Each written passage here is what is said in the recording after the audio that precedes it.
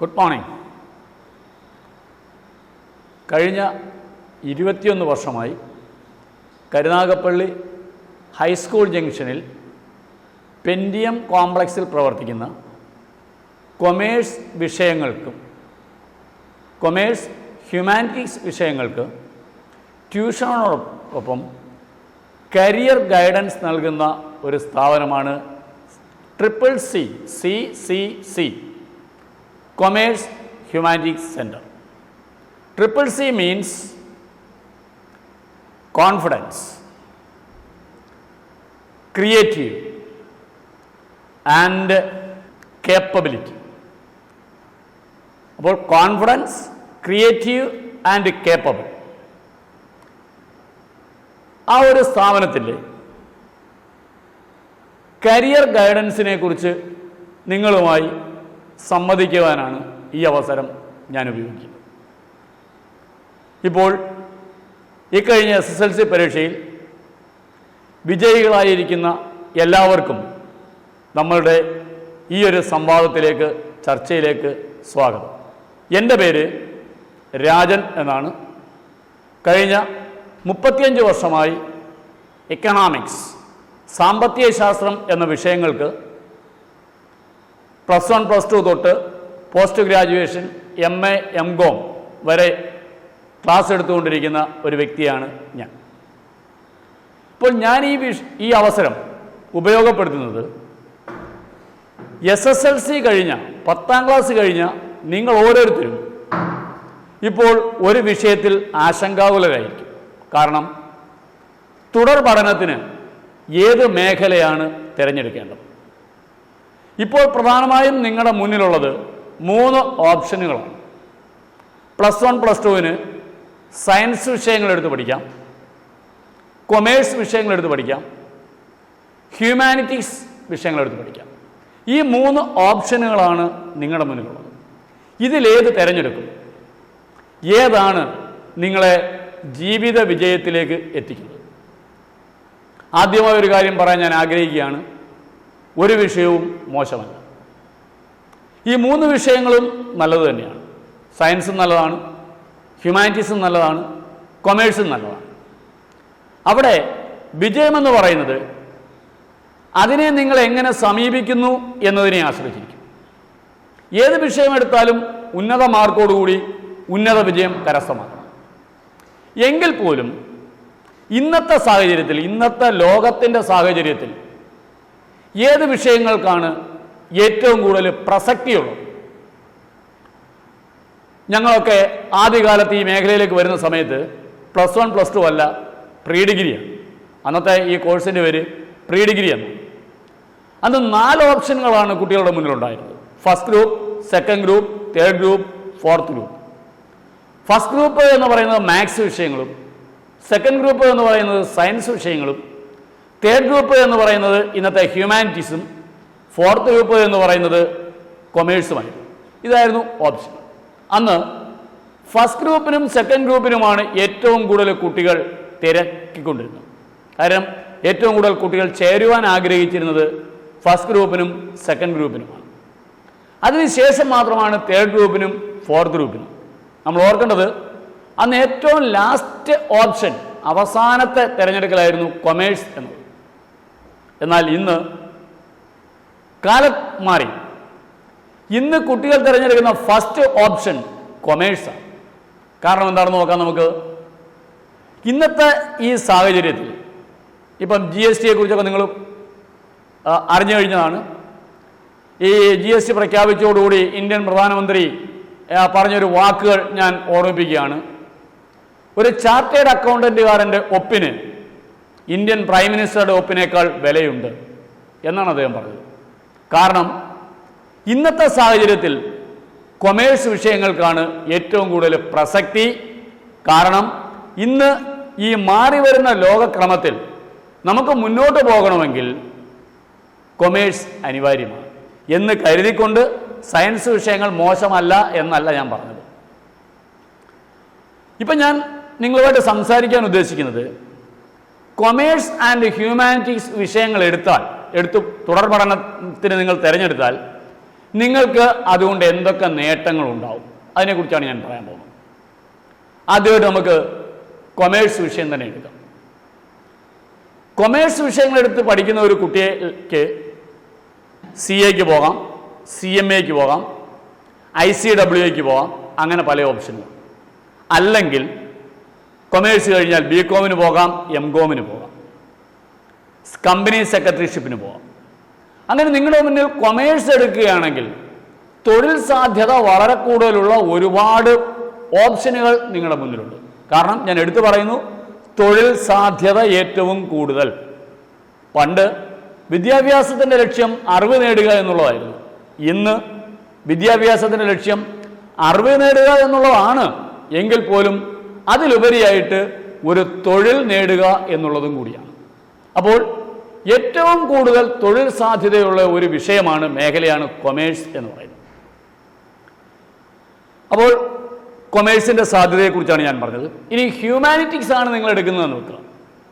ഹ്യൂമാനിറ്റീസിൻ്റെ ഒരു പ്രത്യേകത എന്ന് പറഞ്ഞാൽ ഏത് മേഖലയിലേക്കും ഇവിടുന്ന് തിരിഞ്ഞു പോകാം. അതാണ് അതിൻ്റെ പ്രത്യേകത. ഹ്യൂമാനിറ്റീസ് എടുത്ത് പഠിക്കുന്നവർക്ക് +1 +2 കഴിയുന്നവർക്ക് ഡിഗ്രിക്ക് വരെയും BCom എടുക്കാം, കുഴപ്പമൊന്നുമില്ല. കൊമേഴ്സ് എടുത്ത് പഠിക്കുന്ന കുട്ടികൾക്ക് BA ഏത് കോഴ്സ് വേണമെങ്കിലും എടുക്കാം. അപ്പോൾ ഏത് വിഷയത്തിലും തുടർ പഠനം സാധ്യമാകും. അതാണ് ഹ്യൂമാനിറ്റീസിൻ്റെ പ്രത്യേകത. ഇപ്പം BA history, BA politics, BA sociology, BA English, BA Malayalam, Sanskrit തുടങ്ങിയ ഗ്രാജുവേറ്റ് സബ്ജക്റ്റുകൾ, ഓപ്ഷനുകൾ ഒരുപാടാണ് ഹ്യൂമാനിറ്റീസുകാരുടെ മുന്നിൽ. അത് കഴിഞ്ഞ് MA, അത് കഴിഞ്ഞാൽ പിന്നെ ജേർണലിസം.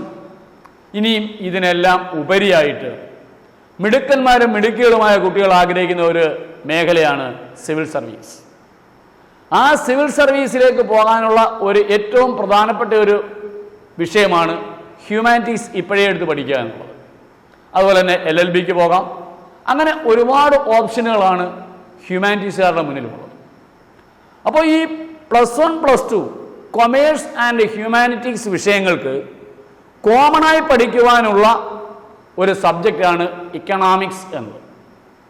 കൊമേഴ്സ് എടുത്താലും എക്കണോമിക്സ് പഠിക്കണം, ഹ്യൂമാനിറ്റീസ് എടുത്താലും അവർക്ക് ഒരു പേപ്പർ എക്കണോമിക്സ് പഠിക്കും.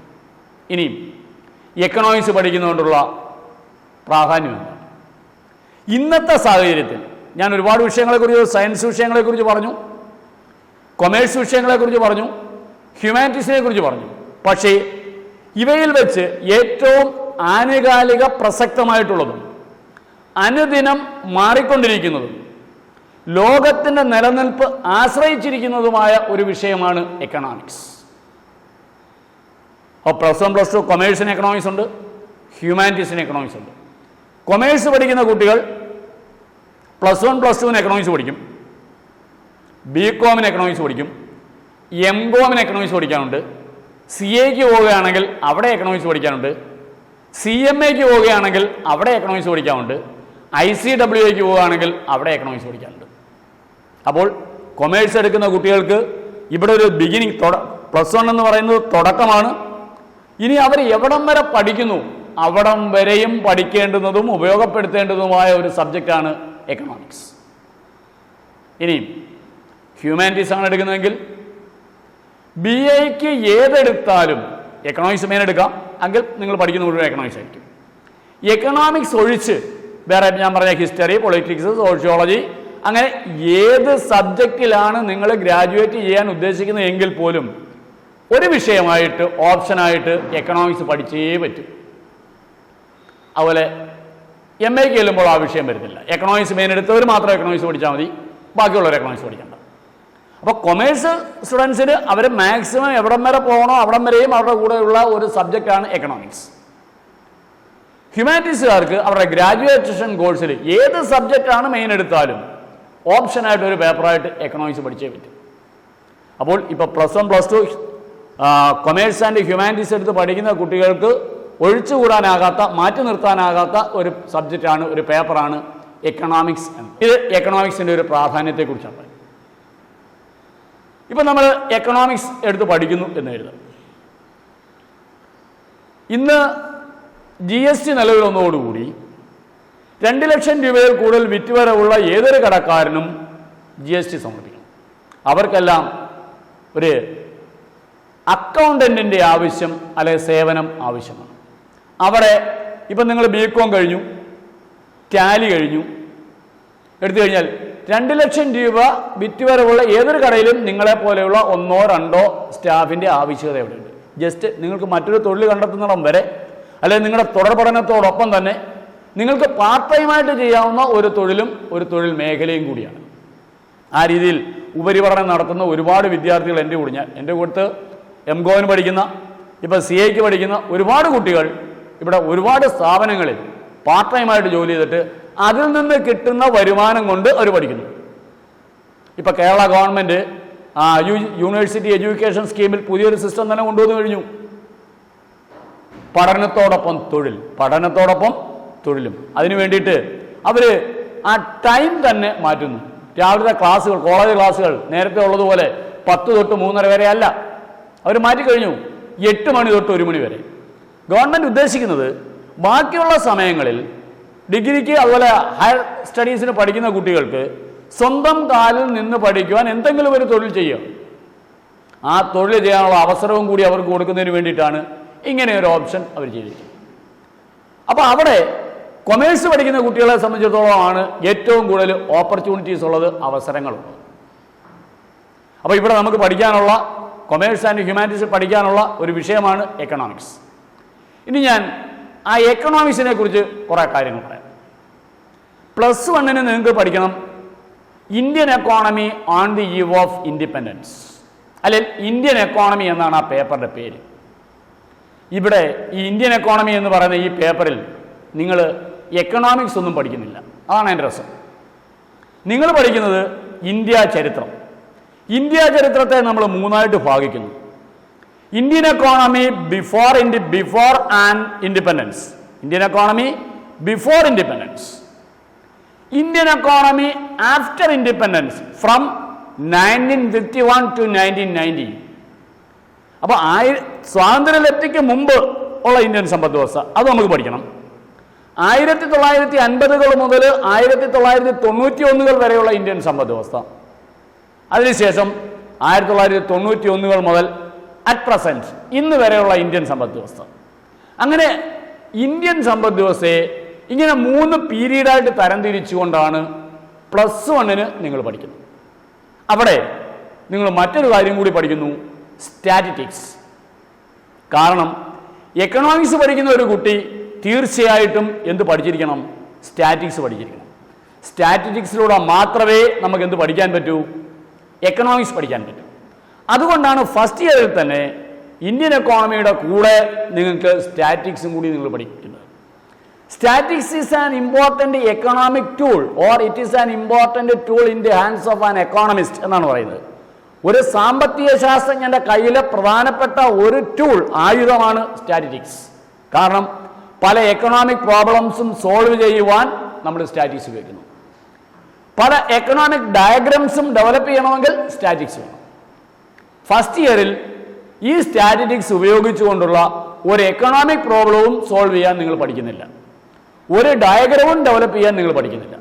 അപ്പോൾ ചോദിക്കും, എന്തിനു വേണ്ടിയിട്ടാണ് ഫസ്റ്റ് ഇയറിൽ ഈ സ്റ്റാറ്റിസ്റ്റിക്സ് നിങ്ങൾ പഠിക്കുന്നത്? +1 +2 അതായത് +2 എക്കണോമിക്സ് പഠിക്കാനുണ്ട്. +2 പഠിക്കാനുള്ള എക്കണോമിക്സ് ആണ് നിങ്ങൾക്ക് ഞാൻ നേരത്തെ പറഞ്ഞ തുടക്കം മുതൽ ഒടുക്കം വരെ പഠിക്കാനുള്ള സാമ്പത്തിക ശാസ്ത്രത്തിൻ്റെ അല്ലെങ്കിൽ എക്കണോമിക്സിൻ്റെ പ്രിലിമിനറീസ്. മൈക്രോ എക്കണോമിക്സ് എന്നും മാക്രോ എക്കണോമിക്സ് എന്നും പറയുന്ന എക്കണോമിക്സിൻ്റെ 2 ബ്രാഞ്ചുകളാണ് +2 നിങ്ങൾക്ക് പഠിക്കാനുള്ളത്.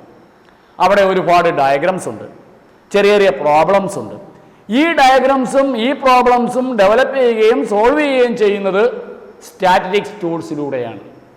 അപ്പോൾ സെക്കൻഡ് ഇയറിലെ എക്കണോമിക്സ് നിങ്ങൾക്ക് നന്നായി പഠിക്കണമെങ്കിൽ ഫസ്റ്റ് ഇയറിലെ സ്റ്റാറ്റിസ്റ്റിക്സ് അറിഞ്ഞിരിക്കണം. അത്രയുമാണ് എക്കണോമിക്സിനെ കുറിച്ച് നിങ്ങൾക്ക് ഫസ്റ്റ് ഇയറിൽ പഠിക്കാനുള്ളത്. അപ്പോൾ ഇന്ത്യൻ എക്കോണമി പഠിക്കണം. ഇന്ത്യൻ എക്കോണമിയെക്കുറിച്ച് പഠിക്കുമ്പോൾ നമ്മൾ 3ആയിട്ടാണ് പഠിക്കുന്നത്. 3 പാർട്ടുകളായിട്ട് സ്വാതന്ത്ര്യലബ്ധിക്ക് മുമ്പ് 50 മുതൽ 91 വരെയുള്ള ഇന്ത്യൻ സമ്പദ് വ്യവസ്ഥ, 91 മുതൽ ഇന്ന് വരെയുള്ള ഇന്ത്യൻ സമ്പദ് വ്യവസ്ഥ. ഇങ്ങനെയാണ് നമ്മൾ പഠിക്കുന്നത്. പിന്നെ ഓപ്ഷനായിട്ട് അതിൻ്റെ കൂട്ടത്തിൽ തന്നെ സ്റ്റാറ്റിസ്റ്റിക്സ് എന്ന് പറയുന്നു. അപ്പോൾ സ്റ്റാറ്റിസ്റ്റിക്സ് എന്ന് പറഞ്ഞാൽ എന്താണ്? It is a science. Statics എന്ന് പറഞ്ഞാൽ ഒരു സയൻസ് ആണ്. Deals with the problem of collection, classification, interpretation and presentation of numerical data collected to throw some lights on any sphere of enquiry. അതാണ് സ്റ്റാറ്റിക്സിന്റെ ഡെഫിനിഷൻ. അന്വേഷണാത്മകമായ ഏതെങ്കിലും ഒരു മേഖലയിലേക്ക് വെളിച്ചം വീശുന്നതിന് വേണ്ടി സംഖ്യാപരമായ വിവരങ്ങൾ ശേഖരിക്കുക, collection of data. Classification of data, അങ്ങനെ ശേഖരിച്ചതിനെ തരംതിരിക്കുക. അനാലിസിസ് ഓഫ് ഡാറ്റ, ശേഖരിച്ച ഡാറ്റയെ വിശകലനം ചെയ്യുക. ആൻഡ് ഇന്റർപ്രിട്ടേഷൻ ഓഫ് ഡാറ്റ, ഡാറ്റയെ വ്യാഖ്യാനിക്കുക. ആൻഡ് പ്രസന്റേഷൻ ഓഫ് ഡാറ്റ, ഡാറ്റയെ അവതരിപ്പിക്കുക. ഇത് ചെയ്യുന്ന ഒരു ശാസ്ത്രമാണ് സ്റ്റാറ്റിക്സ്. ഈ ആവശ്യകത നമുക്ക് +2 എക്കണോമിക്സ്, സെക്കൻഡ് ഇയറിലെ എക്കണോമിക്സിലാണ് നമുക്ക് ആവശ്യമായിട്ടുള്ളത്. അപ്പോൾ +2 എക്കണോമിക്സ് പഠിക്കണമെങ്കിൽ നമ്മൾ എന്തറിഞ്ഞിരിക്കണം? +1 സ്റ്റാറ്റിസ്റ്റിക്സ് അറിഞ്ഞിരിക്കണം. അപ്പം സ്റ്റാറ്റിസ്റ്റിക്സിൽ പ്രധാനമായിട്ടും നിങ്ങൾക്ക് 9 ചാപ്റ്റർ സ്റ്റാറ്റിസ്റ്റിക്സും 10 ചാപ്റ്റർ എക്കണോമിക്സുമാണ് പഠിക്കാനുള്ളത്. എക്കണോമിക്സ് പഠിക്കാനുള്ള ചാപ്റ്ററുകൾ എന്ന് പറയുന്നത് first chapter Indian economy on the eve of independence എന്നാണ്. സ്വാതന്ത്ര്യലബ്ധിയുടെ സമയത്തുള്ള ഇന്ത്യൻ സമ്പദ് വ്യവസ്ഥ. ആ മേഖലയിൽ ഇന്ത്യയുടെ GDP എന്തായിരുന്നു, ഇന്ത്യയുടെ നാഷണൽ ഇൻകത്തിൻ്റെ അവസ്ഥ എന്താണ്, പെർ ക്യാപിറ്റ ഇൻകത്തിൻ്റെ അവസ്ഥ എന്താണ്, നമ്മുടെ 3 മേഖലകൾ primary sector, secondary sector, tertiary sector. Primary sector എന്ന് പറഞ്ഞാൽ കാർഷിക മേഖല, സെക്കൻഡറി സെക്ടർ എന്ന് പറഞ്ഞാൽ വ്യാവസായിക മേഖല, ടെർഷ്യറി സെക്ടർ എന്ന് പറഞ്ഞാൽ വാണിജ്യ മേഖല. ഈ മേഖലയുടെ അവസ്ഥ എന്തായിരുന്നു, ഈ ഓരോ മേഖലയും നമ്മുടെ ദേശീയ വരുമാനത്തിലേക്ക് എന്തുമാത്രം സംഭാവന ചെയ്തിരുന്നു, അതിൻ്റെ കാരണങ്ങൾ എന്തൊക്കെയാണ്, അല്ലെങ്കിൽ ബ്രിട്ടീഷുകാരുടെ ആധിപത്യം ഈ മേഖലകളെ എങ്ങനെയൊക്കെ സ്വാധീനിച്ചിരുന്നു. ഇത്രയുമാണ് Indian economy on the eve of independence എന്ന് പറയുന്ന ഈ ചാപ്റ്ററിൽ നമുക്ക് പഠിക്കാം. അതിനകത്ത് നമ്മുടെ ഓരോ മേഖലയെക്കുറിച്ചും പഠിക്കണം. ആ സമയത്തുള്ള കാർഷിക മേഖല, അഗ്രികൾച്ചർ സെക്ടർ, ഇൻഡസ്ട്രിയൽ സെക്ടർ വ്യാവസായിക മേഖല, ഫോറിൻ ട്രേഡ് വിദേശ വ്യാപാര മേഖല, ഡെമോഗ്രാഫിക് സ്ട്രക്ചർ നമ്മുടെ അടിസ്ഥാന മേഖല അല്ലെങ്കിൽ ജനസംഖ്യാ കണക്കെടുപ്പിൻ്റെ രീതി. ഇത്രയുമാണ് first chapter, Indian economy on the eve of independence. അപ്പോൾ ഫസ്റ്റ് ചാപ്റ്ററിൻ്റെ പേരായിരുന്നു നമ്മൾ പറഞ്ഞ Indian economy on the eve of independence. രണ്ടാമത്തെ ചാപ്റ്ററാണ് ഇന്ത്യൻ എക്കോണമി ഫ്രം 1950 to 1990. 1950 മുതൽ 1990 വരെയുള്ള ഇന്ത്യൻ സമ്പദ് വ്യവസ്ഥ. ഈ മേഖലയിൽ നമ്മൾ പഠിക്കുന്നത് കഴിഞ്ഞ നൂറ്റാണ്ടിൽ ബ്രിട്ടീഷുകാരുടെ ആധിപത്യത്തിന് കീഴിലായിരുന്നു ഇന്ത്യ. ഇന്ത്യയുടെ എല്ലാ മേഖലയുടെയും വളർച്ചയെ ബ്രിട്ടീഷുകാർ ബോധപൂർവം തടഞ്ഞു. അതിൻ്റെ കാരണമൊക്കെ നമ്മൾ പഠിക്കും. അതിൻ്റെ പ്രത്യാഘാതം ഇന്ത്യക്കാർ അനുഭവിച്ചു. അതാണ് 1950 മുതൽ 1990 വരെയുള്ള ഇന്ത്യൻ സമ്പദ് വ്യവസ്ഥയിൽ എന്ന് പറയുന്ന രണ്ടാമത്തെ ചാപ്റ്ററിൽ നമ്മൾ പഠിക്കുന്നത്. ഇനി മൂന്നാമത്തെ ചാപ്റ്റർ വരുമ്പോൾ liberalisation, privatisation and globalisation and appraisal. ഇതാണ് ചാപ്റ്ററിൻ്റെ പേര്. ലിബറലൈസേഷൻ ഉദാരവൽക്കരണം, പ്രൈവറ്റൈസേഷൻ സ്വകാര്യവൽക്കരണം, ഗ്ലോബലൈസേഷൻ ആഗോളവൽക്കരണം. നമ്മുടെ മുൻ പ്രധാനമന്ത്രിയായിരുന്ന ഡോക്ടർ മൻമോഹൻ സിംഗ് ആണ് ഇതിൻ്റെ ഉപജ്ഞാതാവ്. അപ്പോൾ പലപ്പോഴും നമുക്ക് തോന്നും എന്തുകൊണ്ടാണ് ഇന്ത്യ ലിബറലൈസേഷനിലേക്കും പ്രൈവറ്റൈസേഷനിലേക്കും ഗ്ലോബലൈസേഷനിലേക്കും ഇന്ത്യ കടന്നു വന്നത്. എക്കണോമിക് റീഫോംസ് ഇൻ 1991 എന്നാണ് പറയുന്നത്. 1991 സാമ്പത്തിക പരിഷ്കരണങ്ങൾ. അതിലേക്ക് നമ്മൾ കടന്നു വരാൻ കാരണം ഈ ലിബറലൈസേഷനോ പ്രൈവറ്റൈസേഷനോ ഗ്ലോബലൈസേഷനോ ഇല്ലാതെ ഇന്ത്യക്ക് യാതൊരു കാരണവശാലും മുന്നോട്ട് പോകാൻ കഴിയാത്ത അത്ര സാമ്പത്തിക പരിസ്ഥിതിയിൽ ഇന്ത്യ എത്തിച്ചേർന്നു. ആ സാമ്പത്തിക ഞെരുക്കത്തിൽ ഇന്ത്യ എത്തിച്ചേർന്നു. അതിൽ നിന്ന് നമ്മൾക്ക് കരകയറാനുള്ള ഒരു മാർഗമായിരുന്നു ഈ ലിബറലൈസേഷനും പ്രൈവറ്റൈസേഷനും ഗ്ലോബലൈസേഷനും. നമ്മൾ ആ ചാപ്റ്ററിൽ പഠിക്കുന്നതിൻ്റെ കാരണങ്ങൾ പറയും, അതിൻ്റെ റിസൾട്ടും പറയും. ഏതൊക്കെ മേഖലകളിലാണ് നമ്മൾ നടത്തിയത് ഈ ലിബറലൈസേഷൻ നടത്തിയത്. അത് മൂന്നാമത്തെ ചാപ്റ്റർ. നാലാമത്തെ ചാപ്റ്റർ വരുമ്പോൾ പോവർട്ടി, ദാരിദ്ര്യം. ചാപ്റ്ററിൻ്റെ പേരാണ് പോവർട്ടി, ദാരിദ്ര്യം. ഒരുപക്ഷേ നിങ്ങൾക്കാർക്കും ഇന്ന് അറിയാൻ പറ്റാത്ത ഒരു സംഭവമായിരിക്കും ഈ പോവർട്ടി എന്ന് പറയുന്നത്. അപ്പോൾ ഇന്ത്യയിൽ ദാരിദ്ര്യമുണ്ടാകാനുള്ള കാരണങ്ങൾ എന്തൊക്കെയാണെന്ന് നമ്മൾ പഠിക്കും. നമ്മുടെ രാജ്യത്തെ പോവർട്ടിയെ നമുക്ക് രണ്ടായി തരംതിരിക്കാം. റൂറൽ പോവർട്ടി എന്നും അർബൻ പോവർട്ടി എന്നും, ഗ്രാമീണ ദാരിദ്ര്യമെന്നും നഗരവാസികളുടെ ദാരിദ്ര്യമെന്നും. അതിൻ്റെ ഉള്ള കാരണങ്ങൾ നമ്മൾ പഠിക്കും. അതിനുശേഷമാണ് നമ്മൾ ആ ചാപ്റ്റർ വളരെ പ്രധാനപ്പെട്ടതും ഇന്നും അന്ന് തുടങ്ങിയ പല പദ്ധതികളും പല പേരിൽ ഇന്നും നമുക്ക് പ്രയോജനപ്പെട്ടുകൊണ്ടിരിക്കുന്നു. പോവർട്ടി എറാഡിക്കേഷൻ പ്രോഗ്രാംസ്, ദാരിദ്ര്യ നിർമ്മാർജ്ജന പരിപാടികൾ, ഗവൺമെൻറ് ആവിഷ്കരിച്ച ദാരിദ്ര്യ നിർമ്മാർജ്ജന പരിപാടികൾ. ഈ ദാരിദ്ര്യ നിർമ്മാർജ്ജന പരിപാടികളെ നമ്മൾ 4 ഹെഡിങ് ആയിട്ടാണ് പഠിക്കുന്നത്. Self employment programme, wage employment programme, social security programme and food security programme. ഇങ്ങനെ 4 ഹെഡിങ് ആയിട്ട് പോവർട്ടി എന്ന് പറയുന്ന ആ ചാപ്റ്റർ നമ്മൾ പഠിക്കും. അപ്പം നമ്മൾ 4ാമത്തെ ചാപ്റ്ററിൻ്റെ കാര്യമാണ് പറഞ്ഞത്. 5ാമത്തെ ചാപ്റ്റർ റൂറൽ ഡെവലപ്മെൻ്റ് ആണ്, ഗ്രാമീണ വികസനം. അപ്പോൾ ആദ്യമായിട്ട് അവിടെ നോക്കും ഗ്രാമീണ വികസനം എന്നാൽ എന്ത്, റൂറൽ ഡെവലപ്മെൻറ്റ് എന്നാൽ എന്ത്, അത് പഠിക്കും.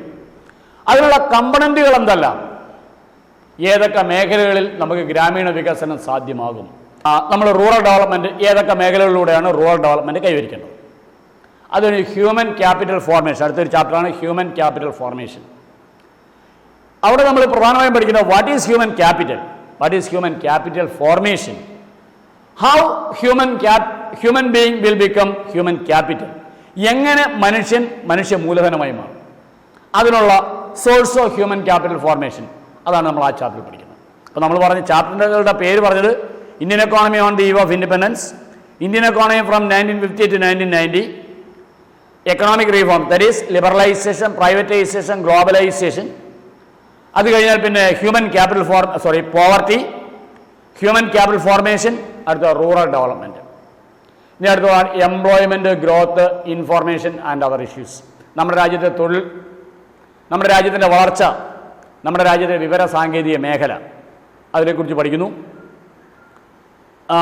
അതിന് ശേഷം നമുക്ക് പഠിക്കാനുള്ള ഒരു ചാപ്റ്ററാണ് comparative development experience of India and her neighbours. ഇന്ത്യയുടെ പരിസര സമീപവാസികൾ, അതായത് നമ്മുടെ ഇന്ത്യയും ഇന്ത്യയുടെ അയൽവാസികളും തമ്മിലുള്ള വികസനത്തിൻ്റെ സമാനതകൾ, അത് ലാസ്റ്റ് ചാപ്റ്ററാണ്. പിന്നെ എൻവയോൺമെൻറ്റ് ആൻഡ് സസ്റ്റൈനബിൾ ഡെവലപ്മെൻറ്റ്, 9ാമത്തെ chapter. Environment and sustainable development, അതിനുശേഷം comparative development experience of India and her neighbours. ഇത്രയും ചാപ്റ്ററുകളാണ് എക്കണോമിക്സിൽ നിങ്ങൾക്ക് പഠിക്കാനുള്ളത്. ഞാൻ പറഞ്ഞു, അതിനുശേഷം സ്റ്റാറ്റിക്സ് എന്ന് പറയുന്ന ഒരു പേപ്പറിലൂടെ പഠിക്കാനുണ്ട്. ആ സ്റ്റാറ്റിക്സ് എന്ന് പറയുന്ന പേപ്പറിൽ നിങ്ങൾക്ക് പഠിക്കാനുള്ളതാണ് ഇൻട്രൊഡക്ഷൻ ടു സ്റ്റാറ്റിക്സ് ഒരു പേപ്പറാണ്, collection of data, classification of data, organisation of data, presentation of data. ഇത്രയും ചാപ്റ്റർ. അപ്പം introduction to statics, collection of data, organisation of data, presentation of data. അത് കഴിഞ്ഞ മെഷേഴ്സ് ഓഫ് സെൻട്രൽ ടെൻഡൻസി ആണ്. നമ്മൾ അല്പം mathematics ആണ് അവിടെ പഠിക്കുന്നത്. മീൻ, മീഡിയൻ, മോഡ് തുടങ്ങിയ ഭാഗങ്ങളെക്കുറിച്ച് പഠിക്കുന്നു. അത് കഴിഞ്ഞാൽ മെഷേഴ്സ് ഓഫ് ഡിസ്പേഴ്സൺ ആണ്. അത് കഴിഞ്ഞാൽ പിന്നെ കോറിലേഷൻ, സ്റ്റാറ്റിസ്റ്റിക്കൽ ടൂൾസ്. ഇത്രയും 9 ചാപ്റ്ററുകളാണ് നിങ്ങൾ സ്റ്റാറ്റിക്സിൽ പഠിക്കുന്നത്. ഇത്രയുമാണ് നിങ്ങൾക്ക് ഫസ്റ്റ് ഇയറിൽ എക്കണോമിക്സിൽ പഠിക്കാനുള്ളത്. ഞാൻ പറഞ്ഞു, ഫസ്റ്റ് ഇയറിൽ നിങ്ങൾ എക്കണോമിക്സ് പഠിക്കുന്നില്ല, അതിൻ്റെ ഒരു ഇന്ത്യൻ എക്കോണമിയെക്കുറിച്ചും സെക്കൻഡ് ഇയറിൽ പഠിക്കാനുള്ള എക്കണോമിക്സിൻ്റെ ഭാഗമായിട്ടുള്ള സ്റ്റാറ്റിക്സ്, ഇത്രയും കാര്യങ്ങൾ മാത്രമേ നിങ്ങൾ ഫസ്റ്റ് ഇയറിൽ പഠിക്കുന്നുള്ളൂ. ഇനി സെക്കൻഡ് ഇയർ ആകുമ്പോഴാണ് നിങ്ങൾ യഥാർത്ഥത്തിൽ എക്കണോമിക്സിനെ കുറിച്ച് പഠിക്കേണ്ടത്. അപ്പോൾ നമ്മൾ +1 എക്കണോമിക്സിൽ 2 ഭാഗമായിട്ടാണ് പഠിക്കുന്നതെന്ന് പറഞ്ഞു, ഇന്ത്യൻ എക്കോണമിയും സ്റ്റാറ്റിക്സും. ഈ 2 സബ്ജക്റ്റുകളിലെയും പഠിക്കാനുള്ള ചാപ്റ്ററുകളുടെ പേര് ഞാൻ പറഞ്ഞു. എക്കണോമിക്സിൽ പഠിക്കാനുള്ള ചാപ്റ്ററുകൾ 10 ചാപ്റ്റർ, സ്റ്റാറ്റിക്സിൽ 9 ചാപ്റ്റർ. ഇത്രയുമാണ് +1 നിങ്ങൾക്ക് പഠിക്കാനുള്ളത്. അപ്പോൾ കുറേ നേരമായിട്ട് നമ്മൾ പറയുന്നു എക്കണോമിക്സ്, എക്കണോമിക്സ്, എക്കണോമിക്സ്. അങ്ങനെയാണെങ്കിൽ വാട്ട് ഈസ് എക്കണോമിക്സ്? എന്താണ് ഈ എക്കണോമിക്സ് എന്ന് പറഞ്ഞാൽ? സാമ്പത്തിക ശാസ്ത്രം എന്ന് പറഞ്ഞാൽ ആരാണ് സാമ്പത്തിക ശാസ്ത്രത്തിൻ്റെ പിതാവ്? എന്നോട്ടാണ് ഈ സാമ്പത്തിക ശാസ്ത്രം എന്ന് പറയുന്ന ഒരു ശാസ്ത്ര വിഭാഗം ഉണ്ടായത്? നമ്മൾ കുറേ നേരമായിട്ട് എന്തിനെക്കുറിച്ചാണ് പറഞ്ഞുകൊണ്ടിരിക്കുന്നത്? എക്കണോമിക്സ്, എക്കണോമിക്സിൻ്റെ സാധ്യതകൾ, എക്കണോമിക്സിനെ കുറിച്ച് എവിടം വരെ പഠിക്കണം എന്നെല്ലാം പറഞ്ഞു. ഇനി നമുക്ക് നോക്കേണ്ടത് വാട്ട് ഈസ് എക്കണോമിക്സ്, സാമ്പത്തിക ശാസ്ത്രം എന്നാൽ എന്ത്? നമുക്ക് നോക്കാം. Simply say economics is a social science. ഇവിടെ എഴുതിയിട്ടുണ്ട്, economics is a social science. സാമ്പത്തിക ശാസ്ത്രം എന്ന് പറഞ്ഞാൽ ഒരു സാമൂഹിക ശാസ്ത്രമാണ്, സോഷ്യൽ സയൻസാണ്. എന്തുകൊണ്ടാണ് എക്കണോമിക്സിന് സോഷ്യൽ സയൻസ് എന്ന് പറയുന്നത്? Without economics social life is not possible. സാമ്പത്തിക ശാസ്ത്രം ഇല്ലാതെ ഒരു സാമൂഹിക ജീവിതം സാധ്യമാകില്ല. കാരണം none is independent, all of us are dependent. നമ്മളാരും സ്വതന്ത്രരല്ല. നമ്മളെല്ലാം ഏതെങ്കിലുമൊക്കെ കാര്യത്തിന് വേണ്ടി മറ്റാൾക്കാരെ ആശ്രയിക്കുന്നു. മറ്റ് പലരും അവരുടെ കാര്യങ്ങൾക്ക് വേണ്ടി അല്ല മറ്റ് പല ആവശ്യങ്ങൾക്ക് വേണ്ടി നമ്മളെയും ആശ്രയിക്കുന്നു. ഈ പരസ്പര ആശ്രയത്വം എത്ര കാലം നിലനിൽക്കുന്നു അത്രയും കാലവും മനുഷ്യൻ ഇൻഡിപെൻഡൻ്റ് അല്ല, ഡിപ്പെൻഡൻ്റ് ആണ്. So economics is a social science. Economics എന്ന് പറയുന്നത് ഒരു സാമൂഹ്യ ശാസ്ത്രമാണ്. അപ്പോൾ തന്നെ നമ്മൾ എക്കണോമിക്സിനെ കുറിച്ച് it studies economic behaviour of മാൻ. അപ്പോൾ എക്കണോമിക്സ് എന്ന് പറയുന്ന ഒരു സോഷ്യൽ സയൻസ് ആണ്. എക്കണോമിക്സ് പിന്നെ എന്തിനെ കുറിച്ച് പഠിക്കുന്ന ശാസ്ത്രമാണ്? എക്കണോമിക് ബിഹേവിയർ ഓഫ് മാൻ. അതായത് നമുക്ക് പല രീതിയിൽ ഇൻകം ഉണ്ടാകാറുണ്ട്, വരുമാനം ഉണ്ടാകാറുണ്ട്. ആ വരുമാനത്തെ നമ്മൾ പല രീതിയിൽ ചെലവാക്കാറുമുണ്ട്. അപ്പോൾ വരുമാനം നേടുന്ന വരുമാനം ചെലവാക്കുന്നു. ഇത് രണ്ടും കൂടെ ചേരുന്നതാണ് ഒരു വ്യക്തിയുടെ എക്കണോമിക് ബിഹേവിയർ. അപ്പോൾ സോഷ്യൽ സയൻസിനെ കുറിച്ചാണ് എക്കണോമിക്സ്. മനുഷ്യൻ്റെ എന്തിനെ കുറിച്ച് പഠിക്കുന്നു? എക്കണോമിക് ബിഹേവിയറിനെ കുറിച്ച് പഠിക്കുന്നു. പിന്നെ ഇത് പ്രധാനമായും പഠിക്കുന്നത് രണ്ട് കാര്യങ്ങളെ കുറിച്ചാണ്. അതാണ് ബേസിസ് ഓഫ് എക്കണോമിക് സ്റ്റഡി. സാമ്പത്തിക ശാസ്ത്ര പഠനത്തിൻ്റെ അടിസ്ഥാനം എന്ന് പറയുന്നത് economics is the relationship between ends and scarce means which have alternative uses.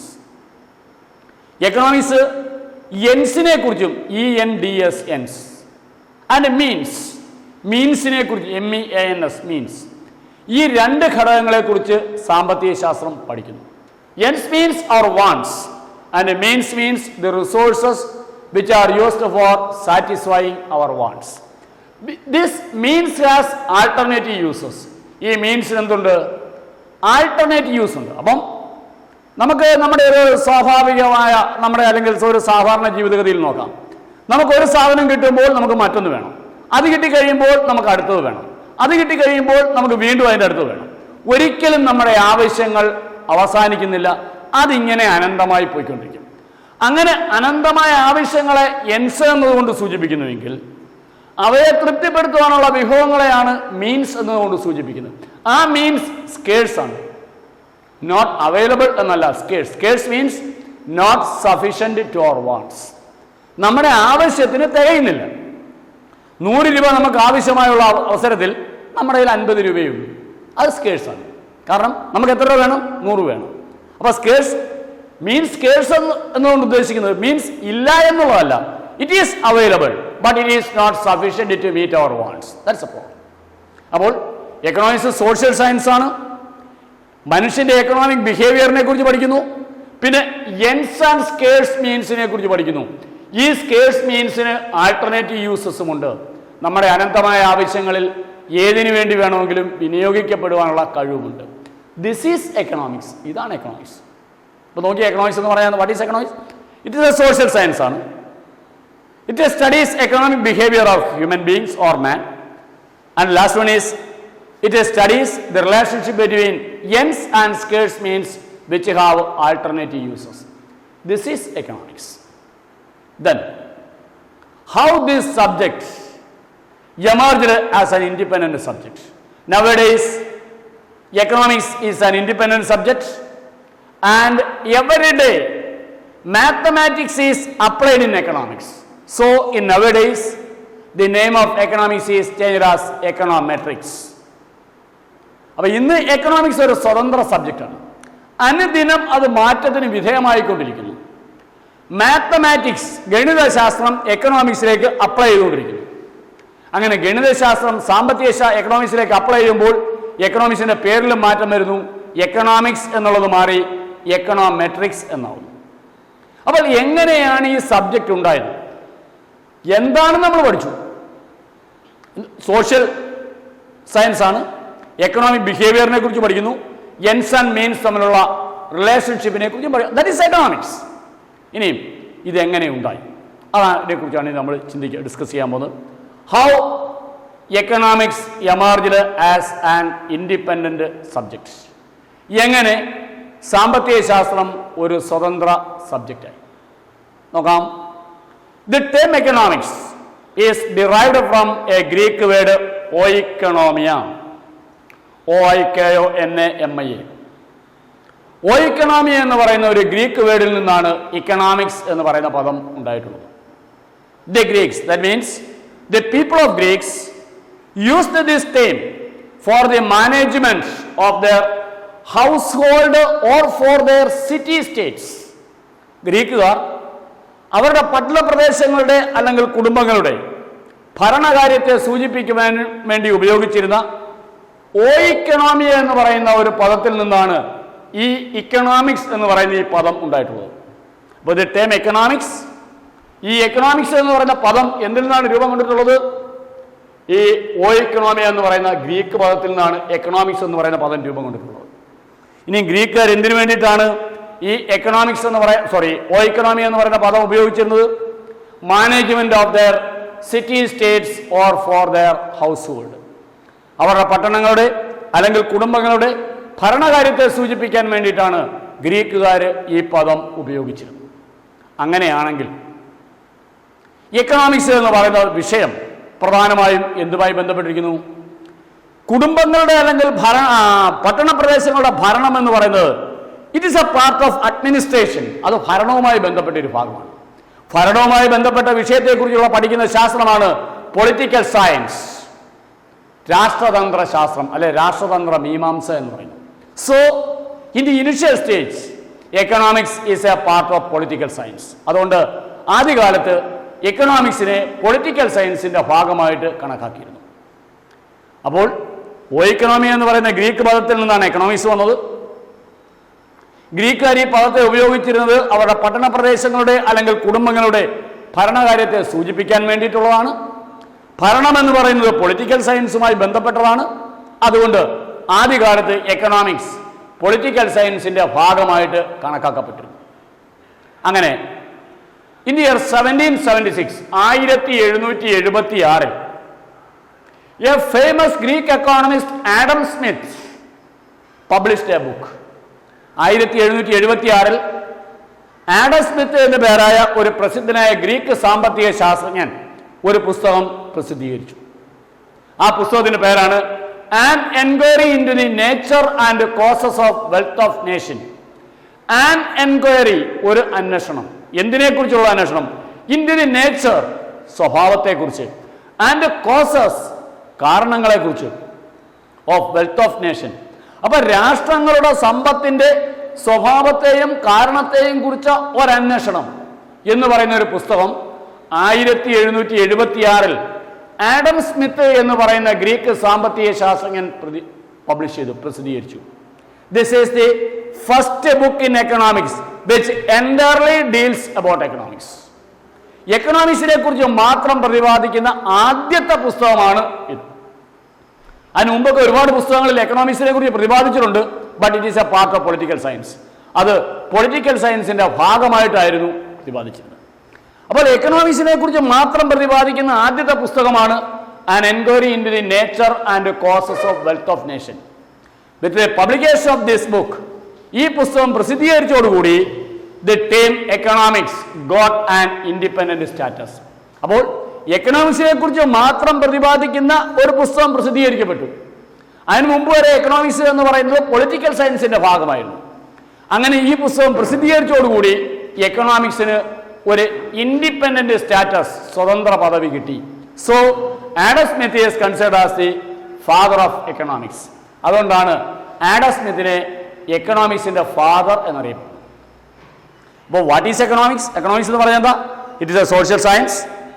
It studies the economic behavior of man, and it studies the relationship between ends and scarce means which have alternative uses. This is economics. How this economics developed as an independent subject. അതിനെക്കുറിച്ച് നമ്മൾ പറയുന്നത്. എങ്ങനെയാണ് economics independent subject ആയത്? ഓയിക്കണോമി എന്ന് പറയുന്ന Greek വേർഡിൽ നിന്നാണ് economics ഉണ്ടായത്.